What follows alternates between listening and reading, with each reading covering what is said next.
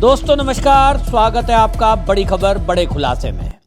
दोस्तों, आई पैक मामले में बंगाल में अब ईडी एक्शन मोड में नजर आ रही है और आपको बताएं कि आई पैक मामले में जिस तरह से ममता बनर्जी की पार्टी टीएमसी से जिस तरह से कोयला घोटाले में जो अवैध कमाई है वो पैसा ट्रांसफर होने के सबूत ईडी के हाथ लगे थे।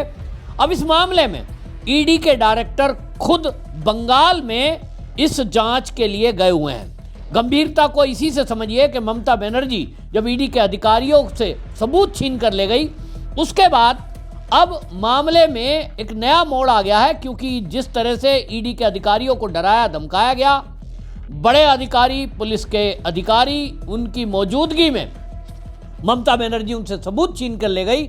अब सुप्रीम कोर्ट में एक तरफ ईडी गई हुई है, लेकिन दूसरी तरफ अब डायरेक्टर खुद इस जांच में इन्वॉल्व हुए हैं और उन्होंने पश्चिम बंगाल में जाकर उन अधिकारियों को अपना जो कार्यालय है उसमें बुलाया है, जो लोग वहां ईडी की जांच के समय मौजूद थे, और उन अधिकारियों को भी तलब किया गया है जो ममता बनर्जी के साथ आए थे और जो सबूत जब ममता बनर्जी ले गई मौके पर मौजूद थे।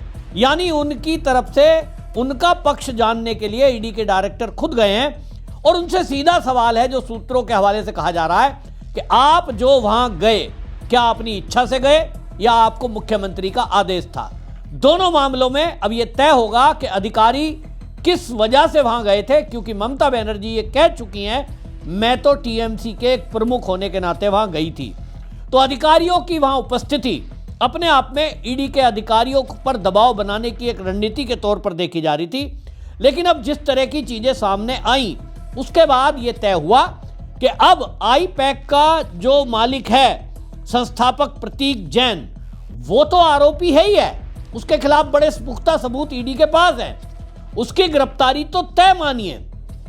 लेकिन अब प्रतीक जैन के बाद क्या अगली गिरफ्तारी ममता बनर्जी की होने जा रही है?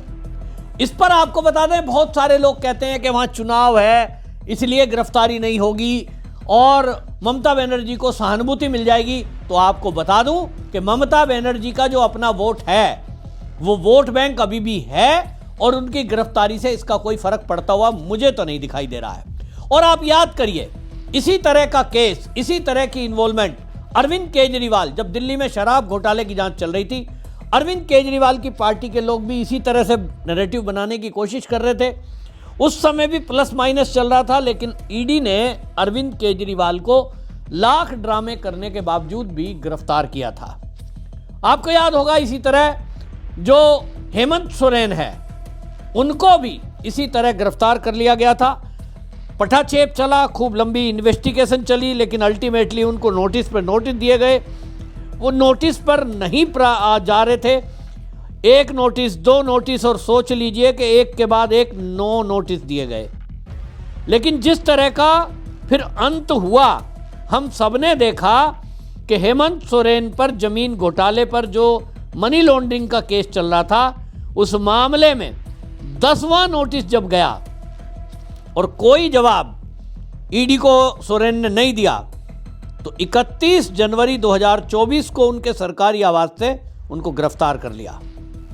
लालू प्रसाद यादव इसी तरह का काम कर रहे थे, और इसलिए लालू प्रसाद यादव को भी आप याद करिए, जब पशुपालन घोटाला मामला चल रहा था, उनकी सीबीआई ने जांच शुरू की थी, तो खूब हुड़दंग आरजेडी के लोगों ने भी मचाया था। उस समय सीबीआई के तत्कालीन संयुक्त निदेशक यूएन विश्वास थे उस जांच में, और जब वो जांच कर रहे थे, खूब दबाव बनाने की कोशिश की गई थी। केंद्र में कांग्रेस की सरकार थी, लेकिन किसी की एक नहीं चली, और 30 जुलाई 1997 को लालू प्रसाद यादव को सीबीआई ने गिरफ्तार कर लिया था। मुकदमा चला, फिर उसमें सजा हुई और लालू जेल भी गए। ये लालू प्रसाद यादव से ताकतवर ममता बनर्जी नहीं है।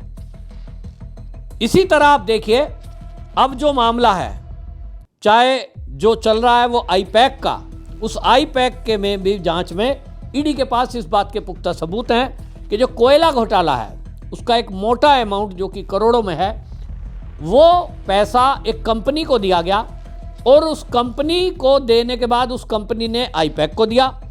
अब जब उस कंपनी की जांच की गई, जिस कंपनी को दिया गया है, पता लग रहा है कि जिस कंपनी से आईपैक में पैसा ट्रांसफ़र हुआ वो तो कंपनी कोई एग्जिस्ट ही नहीं करती। उस एड्रेस पर कोई कंपनी नहीं है, शेल कंपनी एक बनाई गई ताकि आईपैक अपने खातों को दिखा सके कि हमारे खातों में तो फला कंपनी से पैसा आया, हमने कोई घोटाले का पैसा नहीं लिया। ईडी ने इस मनी ट्रेल को पकड़ा है, सबूत साथ हैं, और ईडी जिस तरह से आईपैक के दफ्तर में रेड करने के लिए गई थी, भले ही ममता बनर्जी उनसे मोबाइल और बाकी गैजेट्स और एक पेन ड्राइव छीन कर ले गई हो, लेकिन वो ईडी है, उसके पास पुख्ता सबूत रहते हैं और वह सबूत उनके पास है, ऐसा सूत्रों ने कहा है।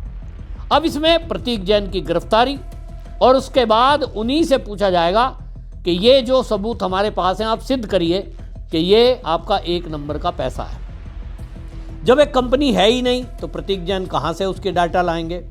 प्रतीक जैन लंबे नपेंगे, और जब लंबे नपेंगे तो ये भी पूछा जाएगा कि ये जो पैसा आपकी कंपनी में आया है शेल कंपनी के जरिए, तो भाई आप जो टीएमसी का काम कर रहे हैं, ममता बनर्जी के कहने पर जो कर रहे हैं, आपने जब रेड हुई तो ममता बनर्जी को फ़ोन क्यों किया? क्या संबंध है? और वो सारी डिटेल प्रतीक जैन अब चाहे फ़ोन फेंक दे, जला दे, तोड़ दे। दिल्ली के शराब घोटाले में हम देख चुके हैं कि 10-10 टेलीफोन तोड़कर फेंक दिए। ईडी ने सारे सबूत फिर भी जुटा लिए, तो ये कुछ भी कोशिश करेंगे, जितना हाथ पैर मारेंगे उतना और फंसते जाएंगे। यदि इन्होंने अपना फ़ोन तोड़ा, नष्ट किया, तो सबूत मिटाने का भी एक धारा केस में दर्ज हो जाएगी। कुल मिलाकर के अब प्रतीक जैन राज उगलेगा तो निश्चित जान लीजिए कि ममता बनर्जी की गिरफ्तारी तय मानी जा रही है। कानून के जानकारों का यह कहना है कि जिस तरह से सरकारी काम में बाधा पहुंचाई, जिस तरह से ममता बनर्जी ईडी के जो लोग थे उनको डराई धमकाई और उनसे सबूत ले गई, ये अपने आप में गैर कानूनी है।